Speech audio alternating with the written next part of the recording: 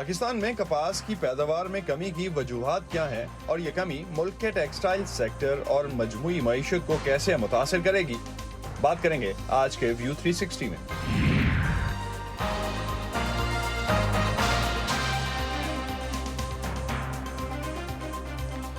Voice of America के Washington studios में आप सबको खुश आमदीद। आप देख रहे हैं प्रोग्राम व्यू 360 और मैं हूं असदुल्लाह खालिद। पाकिस्तान एक ज़राई मुल्क है और पिछले साल के इक्तिसादी सर्वे के मुताबिक कौमी आमदनी में ज़राअत का हिस्सा 22% से ज़्यादा है और मुल्क की तकरीबन 37% वर्क फोर्स का रोज़गार इसी शोबे से वाबस्ता है। कपास पाकिस्तान की 3 अहम तरीन फसलों में शामिल है और इसे पाकिस्तान के सबसे बड़े बरामदी शोबे यानी टेक्सटाइल सेक्टर की रीढ़ की हड्डी समझा जाता है और सनती शोबे के तकरीबन 40% रोज़गार का ताल्लुक टेक्सटाइल के शोबे से है। लेकिन इस साल मुल्क में कपास की पैदावार में कमी हुई है। इसकी क्या वजह है और कपास की पैदावार में कमी का मुल्क के ज़रई और सनती शोबे पर क्या और कितना असर पड़ेगा, आज के प्रोग्राम में हम इसका जायज़ा लेंगे और साथ ही चीन पाकिस्तान इक्तिसादी राहदारी या सीपैक की 10 साला परफॉर्मेंस पर भी एक नज़र डालेंगे। पाकिस्तान के टेक्सटाइल सेक्टर का इन्हिसार मुल्क में कपास की पैदावार पर है। अमरीकी महकमा ज़राअत के मुताबिक पाकिस्तान में इस साल 2023 के मुकाबले में कपास की काश्त तकरीबन 16% कम रकबे पर हुई। पाकिस्तान कॉटन जर्नल्स एसोसिएशन के आदाद शुमार के मुताबिक गुज़िश्ता साल पाकिस्तान में रुई की तकरीबन 85 लाख गांठें पैदा हुई थीं। एसोसिएशन के मुताबिक रवां साल कपास की पैदावार पिछले साल में इसी दौरानिए की निस्बत 33% कम हुई और 15 दिसंबर तक रुई की सिर्फ 53 लाख गांठें पैदा हुई हैं। अमरीकी महकमा ज़राअत के एक अंदाजे के मुताबिक पाकिस्तान को इस माली साल में मुमकिना तौर पर 36 लाख गांठें दरामद करना पड़ेंगी, जबकि मुल्क में मुकामी तौर पर तकरीबन 92 लाख गांठों की ज़रूरत पड़ेगी। पाकिस्तान टेक्सटाइल मिल्स एसोसिएशन के चेयरमैन कामरान अरशद का कहना है कि पाकिस्तान में कपास की पैदावार में कमी की वजूहात बेहतरीन बीज और कीड़े मार अद्वियात की अदम दस्तियाबी है। वॉइस ऑफ अमेरिका के नवीद नसीम ने कामरान अरशद से कपास की पैदावार में कमी और इससे टेक्सटाइल की सनत पर होने वाले असरात के बारे में बात की। देखिए जी, अगर तो आपकी टेक्सटाइल इंडस्ट्री फुल कैपेसिटी चले तो जितने आपके इंस्टॉल्ड स्पिंडल्स हैं, कोई तकरीबन 12 मिलियन प्लस स्पिंडल्स हैं और उसको आप 1.4 बेल पर स्पिंडल से ज़रब दे दें तो आपकी तो कंजम्पशन कहीं जाके 16 मिलियन बेल प्लस पे जाती है। लेकिन चूंकि इंडस्ट्री फुल कैपेसिटी पे चल नहीं रही, तकरीबन 40% सनत इस वक्त बंद है, तो ये बहुत ख़तरनाक है कि आपकी इतनी बड़ी कैश क्रॉप और आपकी वो वाहिद क्रॉप जिसको वैल्यू ऐड होके 6-7 गुना एक्सपोर्ट होती है और आपकी सबसे बड़ी एक्सपोर्ट का बेसिक रॉ मटेरियल है ही कॉटन, अगर उसकी पैदावार पिछले साल से 33% कम हुई है तो ये हमारे लिए एक लम्हा फ़िक्री है और हमारी गवर्नमेंट के लिए, प्रोविंशियल गवर्नमेंट्स के लिए भी, कि इसका उसको रिवाइव किस तरह करना है। बिकॉज अब होगा क्या कि second half of the year, January to June, आप देखेंगे रिकॉर्ड इंपोर्ट्स ऑफ कॉटन आएंगे। पाकिस्तान दुनिया का सबसे बड़ा कॉटन इंपोर्टर बन के उभरेगा। कॉटन की जो पैदावार इस दफ़ा 33% कम हुई है, इससे टेक्सटाइल इंडस्ट्री पर क्या असरात मरतब होंगे? इस साल अभी तक हमारी वैल्यू एडेड एक्सपोर्ट अल्हम्दुलिल्लाह अच्छा परफॉर्म कर रही है, तो अगर इस साल हमारी एक्सपोर्ट 15% बढ़ के 18 से 18.5 बिलियन, 18.5-19 को टच भी करती है, लेकिन हमारी कॉटन इंपोर्ट, एंड चूँकि कॉटन इंपोर्ट के साथ एक और बड़ी इंपॉर्टेंट चीज़ है, हमारे मिलें यहाँ बंद हुई हैं, यार्न बहुत ज़्यादा बाहर से इंपोर्ट हो रहा है, तो यार्न इंपोर्ट भी 7 गुना बढ़ गई है। और अगर कॉटन इंपोर्ट पिछले साल की निस्बत 3 गुना बढ़ गई और आपने पिछले साल अगर $1 बिलियन का रॉ मटेरियल इंपोर्ट किया, तो इस साल अगर आप 4 या 5 बिलियन डॉलर का रॉ मटेरियल इंपोर्ट कर गए, तो जो आपने एक्सपोर्ट एडिशन किया वो तो नेट ऑफ होके पिछले साल से लेस हो जाएगी, तो वो इसमें ख़तरनाक एलिमेंट है। लोकल कॉटन है, उस पर जो जीएसटी की शरह है, क्या आप समझते हैं कि क्या ये भी वजह है कि लोकल कॉटन की जो प्रोडक्शन है उसमें कमी हो रही है? देखिए, जो कॉटन पाकिस्तान में इंपोर्ट होती है ना, वो 0% जीएसटी के साथ इंपोर्ट होती है, क्योंकि कॉटन पे, इंपोर्टेड कॉटन पे 0% जीएसटी अगर आप ईएफएस में उगाते हैं एंड डोमेस्टिकली ख़रीदते हैं तो उस पे 18% सेल्स टैक्स की अदायगी होती है। मेरा ख़्याल ये है कि लोकल कॉटन को इनकरेज करने के लिए, एंड चूँकि आप जिनर फार्मर के साथ डील कर रहा होता है, तो ये थोड़ा सा अनऑर्गेनाइज सेक्टर के साथ आप डील कर रहे होते हैं, तो इसको एक लेवल प्लेइंग फील्ड करने के लिए डोमेस्टिक कॉटन पे भी जीएसटी ज़ीरो करनी चाहिए, ना आपको सेल्स टैक्स देना पड़े اینڈ نہ جنر کو سیلز ٹیکس جمع کرانا پڑے. سر इसकी क्या वजूहत हैं कि पाकिस्तान अमेरिका से कॉटन इंपोर्ट करने वाला सबसे बड़ा मुल्क बन गया है, और क्या टेक्सटाइल ऑनर्स को अमरीकी कॉटन ज़्यादा सूटेबल लगती है as compare to Pakistani cotton?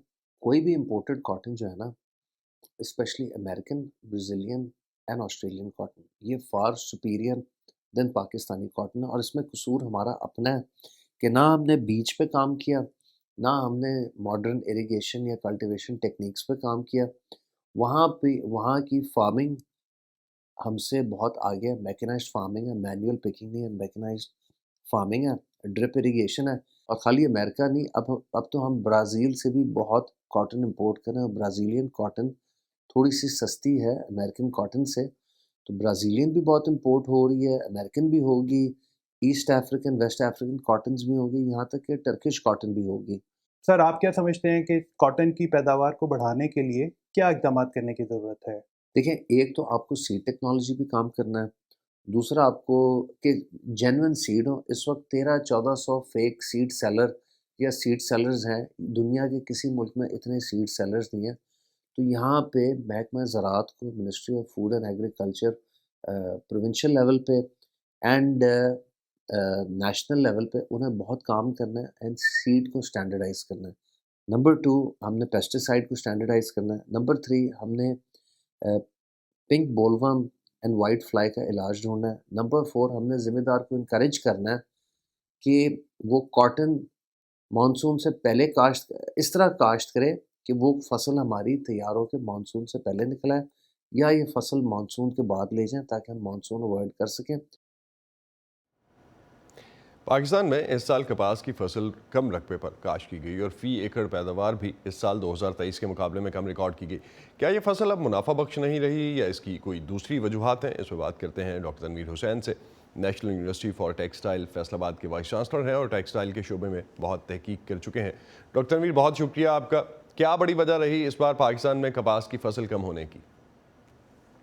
जी, इसकी बहुत सारी वजूहात हैं. मैं ज़रा ब्रॉडर कॉन्टेक्स्ट में अगर देखूँ तो पाकिस्तान की कॉटन के हवाले से 5 मुख्तलिफ चैलेंजेस हैं हमें. एक तो क्वांटिटी का चैलेंज है कि प्रोडक्शन कम है, फिर क्वालिटी का भी चैलेंज है, फिर उसकी ग्रेडिंग का भी चैलेंज है, उसके बाद ट्रेसेबिलिटी और फिर सस्टेनेबिलिटी. ये पाँचों चीज़ें जो है ना हमें चैलेंज दरपेश है कॉटन के सिलसिले में. जहाँ तक क्वांटिटी का ताल्लुक है या प्रोडक्शन का ताल्लुक है तो ज़ाहिर है फार्मर तो उसी फसल को उगाएगा जिसमें उसकी प्रॉफिटेबिलिटी हो, और प्रॉफिटेबिलिटी उसकी तब होगी जब उसकी इनपुट प्राइस या कम, इनपुट कॉस्ट उसको कम वो, और या उसको प्राइस अच्छी मिले. तो अगर स्पॉट प्राइस भी कोई नहीं फिक्स होगी और इनपुट कॉस्ट भी उसकी ज़्यादा होगी, फिर उसकी प्रोडक्टिविटी अगर कम होगी लैंड की, क्योंकि सीड जो है उसकी क्वालिटी जो है वो सही नहीं है. और हमारा जो सीड है वो, जैसे कामरान साहब ने भी बताया कि इसमें सर्टिफाइड सीड की अवेलेबिलिटी जो है वो ना होने के बराबर है. और बहुत सारी सब स्टैंडर्ड सीड बनाने वाली जो कंपनीज हैं वो हैं जो सीड प्रोवाइड कर रही हैं, तो जर्मिनेशन परसेंटेज उनकी बहुत कम है. तो जिस वजह से प्रोडक्टिविटी कम होती है, तो ओवरऑल फार्मर की प्रॉफिटेबिलिटी जब नहीं होती तो फिर वो कॉटन उगाता नहीं. फिर इसके अलावा उसको कोई सिक्योरिटी भी नहीं होती कि मिसाल के तौर पे बहुत सारे मुल्कों में ऐसा है कि क्रॉप की इंश्योरेंस हो जाती है. तो अगर कोई थोड़ा सा इंश्योरेंस, क्योंकि बाज़ औक़ात ये पेस्ट का आ जाता है या कोई वेदर की वजह से उसकी फसल को ख़राब होने का अंदेशा भी होता है. तो जो फार्मर है उसको थोड़ी सी अगर सिक्योरिटी मिल जाए तो फिर भी वो फसल ये उगाने की कोशिश करेगा. इसके बाद उसकी जो कॉटन की जो प्राइस है, प्राइसिंग मैकेनिज्म हमारा जो है वो वज़न की बेस पे है, क्वालिटी बेस नहीं है, क्योंकि हमारे यहाँ कॉटन की टेस्टिंग या ग्रेडिंग नहीं होती. जबकि ब्राज़ील जैसे मुल्क में या यूएसए में कॉटन का ईच एंड एवरी बेल जो है उसको टेस्ट किया जाता है, उसकी ग्रेडिंग होती है, और वहाँ पे जो सेलिंग बाइंग है उसमें क्वालिटी का अंसर भी बड़ा अहम होता है. हमारे यहाँ ऐसा नहीं है. इसके अलावा आजकल जो एक बहुत बड़ा इशू है वो है ट्रेसेबिलिटी का, क्योंकि आप आजकल जो जितने भी बाहर के कस्टमर हैं वो ये मांगते हैं कि आपकी जो कॉटन है या जो भी रॉ मटेरियल है वो ट्रेसेबल हो टू द फार्म लेवल. तो हमारे यहाँ कोई ऐसा सिस्टम मौजूद नहीं है, जबकि ब्राज़ील में, ऑस्ट्रेलिया में या यूएस में वहाँ पे ट्रेसेबिलिटी का पूरा सिस्टम है, बेल आइडेंटिफिकेशन सिस्टम है. उसके अलावा आप क्यूआर कोड जो है वो अगर स्कैन कर लें उनके बेल के ऊपर अगर लगा हुआ हो تو آپ کو یہ پتہ چل جاتا ہے کہ یہ جو گوگل میپ میں کہاں پہ یہ کاٹن اگائی گئی. تو یہ تو ٹریسیبلٹی کا یہ سسٹم سارے تو نہیں فیکٹرز جو ہے. آپ نے ڈاکٹر تنویر بتائے، ایک آپ نے ذکر کیا حکومت کی طرف سے جو امدادی قیمت کا معاملہ ہے، جو سپورٹ پرائسز مقرر کی جاتی ہیں، کس حد تک کپاس کاشت کرنے والے جو کسان ہیں کسی اور متبادل فصل کی طرف جانے کی وجہ ان کے لیے یہ بن رہا ہے کہ ان کو امدادی قیمت وہ نہیں مل رہی جس پہ ان کی کاسٹ جی پوری جی، ہو یہ یا ان کی بہت بڑی وجہ ہے، پروفٹیبلٹی ہو؟ کیونکہ ظاہر ہے کہ کوئی بھی سب سے بڑی جو ظاہر ہے کہ کوئی بھی فصل تب اگائے گا فارمر جب اس کو کوئی اس میں انسینٹیو ہوگا، پروفٹیبلٹی ہوگی. تو پروفٹیبلٹی تو مین موٹیو ہے کسی بھی فصل کو اگانے کے لیے، باقی ساری چیزیں بعد میں آتی ہیں. اب یہ دیکھنے کی بات ہے کہ ہم نے اس کی پروفٹیبلٹی بڑھانی کیسے ہے. اس کے 2-3 ہی طریقے ہو سکتے ہیں کہ ایک اس کی ان پٹ کاسٹ کم ہو، دوسرا اس کی پروڈکٹیوٹی یا ییلڈ زیادہ ہو کہ اچھا بیج اس کو ملے، فرٹیلائزر اس کو اچھا ملے، خالص ملے، اس کو پیسٹی سائڈ خالص ملے، اچھے ملے. تو اس کی ییلڈ بہتر ہوگی تو پھر اس کو ذرا اچھی انکم ہو جائے گی. یا یہ ہے کہ سپورٹ تو یہ جو آپ نے ییلڈ کی بات کی پرائس گورنمنٹ کپاس اناؤنس کی، کرے. تو یہ 2-3 ہی طریقے ہو سکتے ہیں جس کی اس پروفٹی. تو جو آپ نے جی کپاس کی ییلڈ کی بات کی، فی ایکڑ پیداوار ہم پچھلے سال سے بھی کم تھی اس دفعہ، کیا موسمیاتی تبدیلیاں بھی اس کا کوئی فیکٹر تھیں، ایک آدھ عنصر تھیں اس میں، یا اس کے علاوہ کوئی فیکٹرز تھے جو کہ زیادہ کنٹریبیوٹ کر رہے تھے اس میں؟ جی، ایک تو جو ایریا کلٹیویٹ کیا گیا ہے ظاہر اس میں بھی کمی آئی ہے، اور دوسرا جو سیڈ کی جرمینیشن ہے وہ بھی کم ہوئی ہے. پھر جو آج کل ماڈرن دنیا میں آ رہے ہیں کلائمیٹ چینج ریزسٹنٹ سیڈز، تو اس کے اوپر بھی کام کرنے کی ضرورت ہے کہ ایسے سیڈ دنیا میں آ رہے ہیں جو کہ کلائمیٹ چینج کے افیکٹ سے اتنا زیادہ وہ ان کے اوپر اثر نہیں ہوتا اور ییلڈ میں کمی نہیں آتی. لیکن انفارچونیٹلی ہمارے یہاں جو سیڈ کے اوپر جو ریسرچ ہے وہ اتنی زیادہ نہیں ہو سکی. ہمارے یہاں پاکستان سینٹرل کاٹن کمیٹی ہے، اس کو اگر اسٹرینتھن کر دیا جائے تو وہاں پہ بیسک انفراسٹرکچر ریسرچ کا موجود ہے. اور اس میں پھر یہ ہے کہ سیڈ اگر تھوڑا بہت وہ اگر ریسرچ کر لیتے ہیں، لیکن اس کی سیڈ کی ملٹیپلیکیشن کے لیے ایک ونگ ہونا چاہیے جس میں نا جتنی کوانٹٹی میں سیڈ چاہیے اگر کوئی ریسرچ کر کے وہ سیڈ بنا بھی لیتے ہیں، لیکن جس کوانٹٹی میں چاہیے ہوتا ہے وہ اس کو اتنا ملٹیپلائی نہیں کر سکتے. تو اس کے لیے فیسلٹی کا فقدان ہے ان کے ہاں. تو یہ کس تو کی اگر رسپانسبلٹی ریسرچ کس کی ہے؟ وفاق کی ہے، صوبوں کی ہے، کسی اسپیسیفک ادارے کی ہے؟ جی بیسیکلی تو یہ ہمارے ہاں تو یہ سیگمنٹ جو ہے وہ ڈیوالو ہو گیا تو صوبوں کی ذمہ داری ہے. اگر امریکہ میں دیکھیں تو U S department of agriculture جو ہے وہ سینٹرلائزڈ کنٹرول کرتا ہے پورے یو ایس میں. جو کاٹن کی کراپ ہوتی ہے اس کی ٹیسٹنگ بھی، گریڈنگ بھی، اور جو سینٹرل ڈیٹا بیس ہے وہ انہوں نے کاٹن کا مرتب کیا ہوا ہے. تو ہمارے ہاں بھی ایک بیسیکلی تو یہ جو ہمارا فوڈ سیکورٹی ایگریکلچر کا جو ڈپارٹمنٹ ہے بنیادی ذمہ داری تو اس کی ہے کیونکہ کاٹن ان تو کی پروڈکٹ ہے. پاکستان دو پوائنٹس جی اور جی ڈسکس کرنا چاہوں گا ڈاکٹر تنویر. پاکستان کی ٹیکسٹائل جی جی انڈسٹری کو تاریخی طور پر کتنی کپاس درآمد کرنا پڑتی ہے؟ مقامی کپاس پر ٹیکسز اور درآمد کی اگر ہم دیکھتے ہیں تو وہ بھی ایک فیکٹر ہے اس میں. جی جی، دیکھیں ہماری جیسے ابھی کامران صاحب نے بتایا کہ 15-16 ملین بیل تک کی جو ہے ہمارے یہاں اتنی کیپیسٹی موجود ہے اس کو کنزیوم کرنے کی. اور ایک وقت تھا کہ ہم 14 ملین بیل سے زیادہ ہم نے پاکستان میں اگائی تھی کاٹن. تو یہ ہسٹوریکلی ہم اگا چکے ہیں. 15 ملین بیل اگانا ہمارے ہم زیادہ مشکل نہیں ہے، بلکہ اب تو جتنی ترقی سائنس نے کی ہے اس سے زیادہ ہم اس سے اگا سکتے ہیں. تو لیکن ہماری لگتا ہے کہ ہماری یہ پرائورٹی نہیں ہے.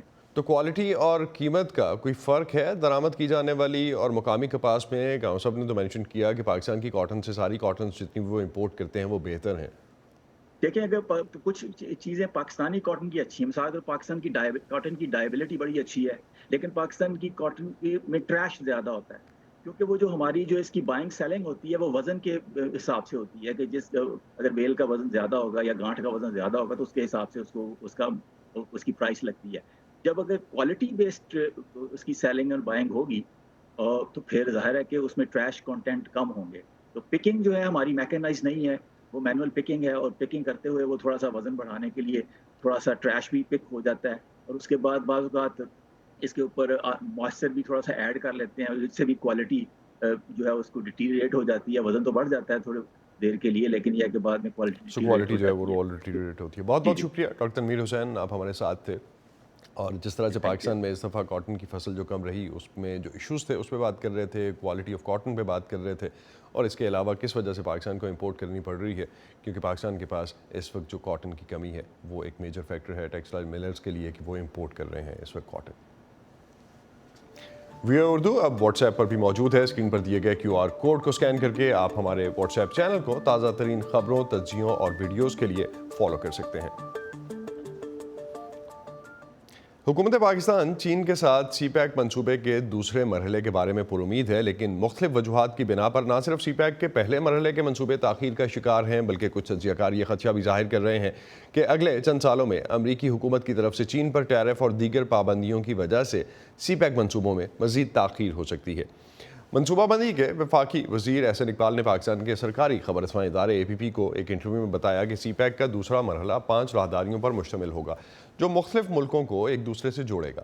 سی پیک کے دوسرے مرحلے کی تیاری کے لیے مختلف وفاقی وزارتوں اور صوبائی محکموں سے تعلق رکھنے والے پاکستانی ماہرین کا 30 رکنی وفد ایک 14 روزہ ورکشاپ کے لیے چین میں موجود ہے، جس میں سی پیک فیز 2 کی ترجیحات کا تعین کیا جائے گا. لیکن پاکستان میں کام کرنے والے چینی شہریوں کے بارے میں سیکیورٹی خدشات اور پاکستان کی طرف سے قرضوں کی بروقت ادائیگی میں ناکامی جیسی جو وجوہات ہیں، اس کی بنا پر مختلف چینی منصوبے تاخیر کا شکار ہیں. پاکستان نے چینی حکومت سے سی پیک منصوبوں کے تحت سرمایہ کاری دوبارہ شروع کرنے کی درخواست کی ہے، لیکن تاحال بیجنگ نے اس بارے میں کوئی جواب نہیں دیا. اس معاملے پر مزید بات کرتے ہیں سابق وزیر مملکت اور پاکستان بورڈ آف انویسٹمنٹ کے سابق چیئرمین ہارون شریف سے، جو آج کل پاکستان ریجنل اکنامک فورم کے چیئرمین ہیں. بہت شکریہ ہارون. سی پیک کے دوسرے مرحلے پر کافی جوش و خروش دکھایا جا رہا ہے. کیا پہلے مرحلے کے منصوبے مکمل ہو چکے یا جس طرح سے پلان کیے گئے تھے اسی طرح سے چل رہے ہیں؟ جی بہت شکریہ. دیکھیے پرفیکشن تو کہیں نہیں ہوتی، لیکن اس وقت جو حقیقت یہ ہے کہ جو پہلے 10 سال تھے اس کے اندر پاکستان نے چین کے ساتھ مل کے تقریباً 32 ارب ڈالر کے انفراسٹرکچر کے منصوبے مکمل کیے ہیں، جس میں سے کچھ کنیکٹیوٹی کے ہیں، سڑک کے، کچھ پاور پروجیکٹس ہیں اور گوادر پورٹ ہے. اب یہ تو انفراسٹرکچر کا پہلا مرحلہ ان کی ایمبیشن اس سے کہیں زیادہ تھی، 62 ارب ڈالر تھی، لیکن ہم اتنا کر پائے ہیں جو کہ ایک بیسک ریزنیبل انفراسٹرکچر ڈیولپ ہو گیا ہے. اب سوال پیدا ہوتا ہے کہ how to make that infrastructure work for the economy and for the people. اس میں دوسرا مرحلہ ہے جس کے اندر ہم نے انڈسٹریل کوآپریشن کو بڑھانا ہے، پرائیویٹ انویسٹمنٹ کو اٹریکٹ کرنا ہے، ڈیجیٹل کمیونیکیشن کو کرنا ہے، فوڈ سیکورٹی اور اس کو دیکھنا ہے، اپنی انوائرمنٹ کو دیکھنا ہے. اب اس میں 2-3 فیکٹرز ہیں جس کی وجہ سے یہ منصوبوں کی ترجیحات غالباً ری ایڈجسٹ کرنی پڑیں گی. نمبر 1 تو یہ ہے کہ جو ہماری جو سیاسی انسٹیبلٹی ہے اور صوبوں میں اور فیڈریشن میں ڈفرینٹ حکومتیں ہیں، ان کی کوارڈینیشن کا فقدان ہے، اس کی وجہ سے فیصلہ سازی میں دیر ہوتی ہے. نمبر 2 چائنیز کے تقریباً 20 چائنیز انویسٹر اور انجینئرز کے اوپر ٹیررسٹ اٹیک ہوئے ہیں جس میں انہوں نے اپنی زندگیاں کھوئی ہیں، جس کا چائنا نے بہت سنجیدہ نوٹس لیا ہے. تو وہ اپنے آپ کو ری پلان کر رہے ہیں کہ پاکستان سے کیسے انگیج کیا جائے. تیسرا یہ ہے کہ پاکستان کی حکومت کی میکرو اکنامک سٹیبلٹی گو کہ کچھ بہتر ہوئی ہے، لیکن چین کا تجربہ اچھا نہیں رہا کہ پاکستان اپنی گارنٹیز کو ٹائملی آنر نہیں کر پایا. اور فائنلی ہماری بیوروکریسی کی کیپیبلٹی ہے جو کہ چین کے مقابلے میں بہت کم ہے. تو یہ سارے فیکٹرز جو ہیں، آپ یہ تو اندرونی فیکٹرز زیادہ لگتے ہیں. تو پاکستان میں اس وقت جو چینی منصوبوں کے بارے میں جن خدشات کا اظہار کیا جا رہا ہے، آپ سمجھتے ہیں وہ سارے اندرونی خدشات ہیں یا بیرونی خدشات بھی کچھ لنکڈ ہیں ان سے؟ جی اس میں دونوں طرح کے خطرات ہیں. دیکھیں جو سیکیورٹی ہے وہ تو ایک ریجن کا ایشو ہے اور نان اسٹیٹ ایکٹرز ہیں جو ڈفرینٹ جگہ ایکٹ کرتے ہیں، لیکن مین جو اس وقت مجھے نظر آ رہا ہے ایک تو چین کی اندرونی ترجیحات بھی بدل رہی ہیں. کنیکٹیوٹی اب ان کی کوئی ٹاپ پرائیورٹی نہیں رہی ہے. چین اس وقت تائیوان کو سیٹل کرنا چاہتا ہے، ٹیکنالوجی میں انویسٹ کرنا چاہتا ہے، لیکن اب وہ اس ٹیکنالوجی اتنا بڑا کنیکٹیوٹی کے نیٹ ورک کو لوز تو نہیں کر سکتے. تو اور تیسرا اب وہ حکومت کا سستا پیسہ سی پیک کے اندر لگانے پر تیار نہیں ہے اور پاکستان کو کمرشل بنیادوں کے اوپر اس کو آگے لے جانا پڑے گا، پرائیویٹ سیکٹر لنکڈ. اور وہاں پر جو ہے ایک گیپ آ رہا ہے کیونکہ حکومت کی اپنی کیپیبلٹی کم ہے اور تھرڈ پارٹی گورنمنٹ کو لانے پر بھی اس وقت یا تھرڈ پارٹی کنٹری کو سی پیک پر لانے پر بھی رضامندی کی بات کی گئی ہے. اور جس کے لیے ممالک سے میں بھی ڈائیلاگ کر رہا ہوں تاکہ یہ ایک ملٹی کنٹری کنیکٹیوٹی کا منصوبہ بن سکے، نہ کہ ایک بائیلیٹرل انٹرونشن رہ جائے. لیکن مین مسئلہ پاکستان کی پولیٹیکل اور بیوروکریٹک جو ایک جمود ہے، وہاں پر معاملہ رک جاتا ہے. تو آپ سمجھتے ہیں اس کو ہم ایپیٹائٹ سے لنک کر سکتے ہیں پاکستان کے اندر؟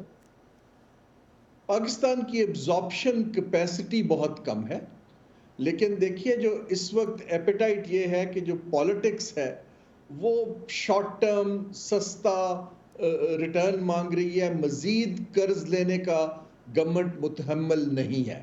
پاکستان آلریڈی ایک ڈیٹ سٹریسڈ کنٹری ہے، اور ہم اگر یہ انفراسٹرکچر پہ کام کرتے رہتے ہیں جیسے ML1 ہے، اس میں مزید قرض آئے گا. میں بالکل ریکمینڈ نہیں کرتا اس وقت.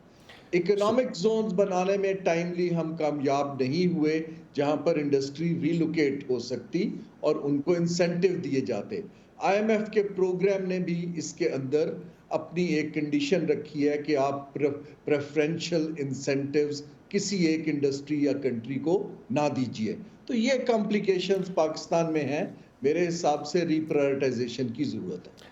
اگر آپ نے سیکیورٹی کی بات کی چینی شہریوں کی، تو چینی شہریوں کی حفاظت کے لیے کوئی ایسا حل ہے جس پہ پاکستان اور چین دونوں متفق ہو سکیں؟ جی ابھی تک آئی تھنک کنورجنس نہیں ہے. دیکھیے جو حل یہ ہے کہ ایک تو سی پیک کے منصوبوں کو پبلک ایٹ لارج اون کرے اور ان کی سیکیورٹی خود انشور کرے. آئیڈیل سچویشن تو یہ ہے. دوسرا یہ ہے کہ یہ فوج کا کام نہیں ہے، کیونکہ ہم نے بہت سی فوج لگائی ہوئی ہے. وہ آپ کو سڑک پہ ٹریول وغیرہ میں تو کچھ سہولت کر سکتے ہیں، لیکن یہ سویلین پولیس اور سویلین انٹیلیجنس کا کام ہے کہ جو لوگ چھپ کے اٹیک کرتے ہیں یا کیا کرتے ہیں، انٹیلیجنس کی انٹیلیجنس بیسڈ آپریشنز جو ہیں وہ سولوشن ہو سکتے ہیں. تو آپ چین کے ساتھ ایک معاشی فورم کے منصوبے پہ کام کر رہے ہیں، کیا چین کو تحفظات ہیں پاکستان میں سی پیک کی پروگریس کے بارے میں؟ جی بالکل ہے.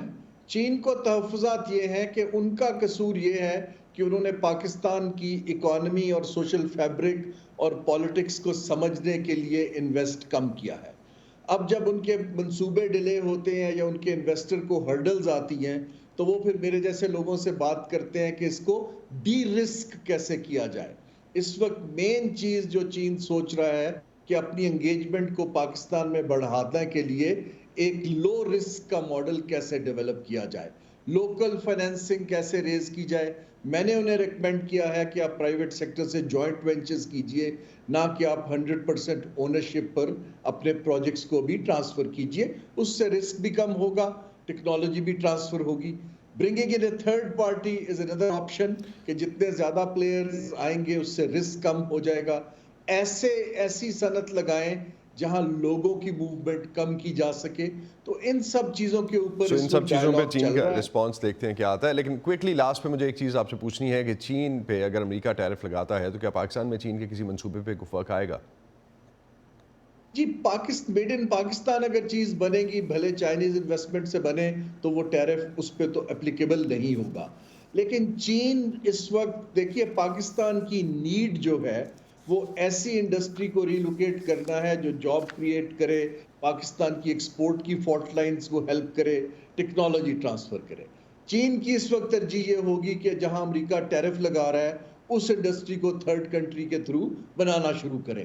اب اس کو کنورج کرنے کے لیے بہت سیریس کام ہونے کی ضرورت ہے، کیونکہ جیو پالیٹکس جو ہے اس وقت ایک رول بالکل پلے کر رہی ہے، اور اس کی وجہ سے اگر ٹیرفز بڑھ جاتے ہیں تو آئی تھنک ہماری جو ٹریڈیشنل تھنکنگ ہے اس کے اوپر ایک میجر ریپوزیشننگ کی ضرورت پڑے گی. اس ڈائریکشن میں کام ہو رہا ہے کوئکلی؟